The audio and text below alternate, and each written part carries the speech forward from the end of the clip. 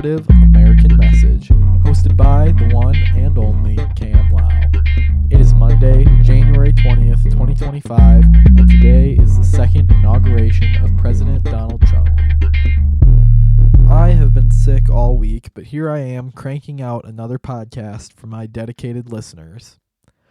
The comedian, podcaster, and believe it or not, kind of a Christian apologist now, Russell Brand, said, "Every moment is a fresh new beginning, a wonderful inauguration of the great cosmic journey through the universe. We can do whatever we want. We can change reality at any moment."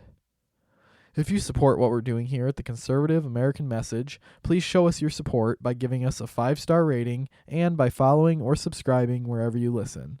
To stay up to date on everything we're doing, please follow us on social media at the Conservative American Message on Instagram and Facebook. President Donald Trump takes office today, starting to take action on this great American mandate that I've kept going on and on about. It's kind of hilarious to watch as all these billionaires who've spent nearly a decade hating on him are now crawling in line just to kiss his butt. We talked last week about Mark Zuckerberg and his major shift in focus, but even more surprising is now Bill Gates publicly stating that he's impressed with Trump. Jeff Bezos also attended a dinner with Donald Trump and has become very friendly. Of course, Elon Musk is a true supporter of Trump who jumped on the train a long time ago. It shouldn't really be that surprising to us, though. I mean, they know exactly what Trump is preparing to do. If this country has economic opportunity booming, they want to be the first to seize that moment. You know, all this DEI stuff and ideological crap that big corporations have been tirelessly focusing on had very little to do with what the CEOs personally believe. It was just a way to keep the government ideologues and idiotic consumers happy. It certainly wasn't a profit strategy. Any businessman will favor less restrictions, outside of a regulatory capture, of course. I think that honestly Zuck, Gates, Bezos, all of them are taking a sigh of relief because they can now thrive in the Trump economy, and they don't have to fear being canceled with this major shift in the public perception. They're not totally free yet, as Elon is now being targeted by the SEC for bogus claims that he was required to disclose his ownership of Twitter sooner than he did. Regardless of whatever phony bureaucratic laws that the SEC wants to claim he's in violation of, they literally have no right to investigate him. After he acquired full ownership of Twitter, the SEC authorized an investigation into, quote, whether any laws were broken.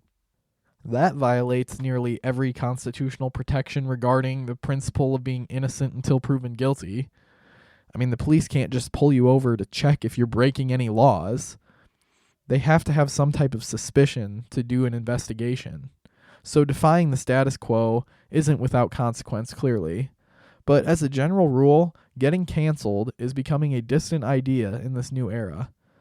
That's not the only change coming down the pipeline with Trump. It's estimated that he will be implementing over 200 executive actions in just his first day today. Granted, most of these will be to reinstate executive orders from his first term that the Biden administration has reversed. These issues that will be at the forefront of his agenda and immediately addressed include the border, energy, and national security. I don't know if there has ever been a president with such an ambitious agenda to accomplish so much, but with the backing of the American people. This is exactly what Trump is moving to the White House to finish. With such a sweeping agenda, shockingly, he continues to make even more promises to the American people after he's even already been elected. One of these newer developments is his aim to acquire Greenland.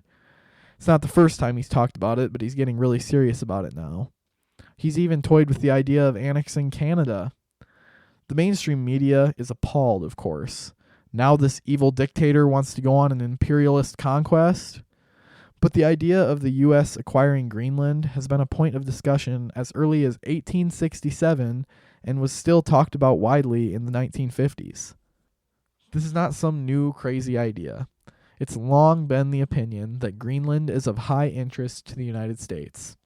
I mean, anyone who's played the board game Risk can tell you that. I'm not kidding. It's a very strategically located island. And that's not even to mention the vast amount of untapped resources that they hold.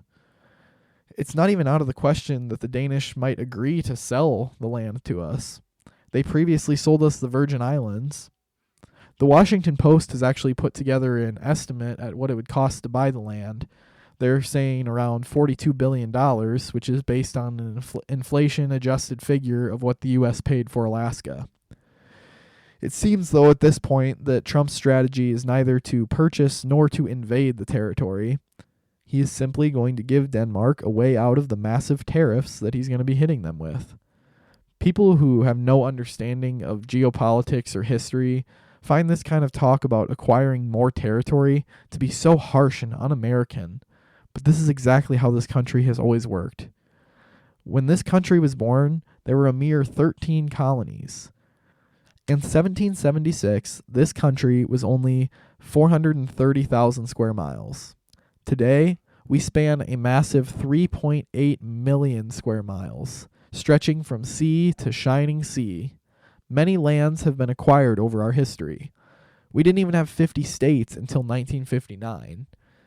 My point is that throughout history, the United States has regularly conquered, annexed, or purchased more territory.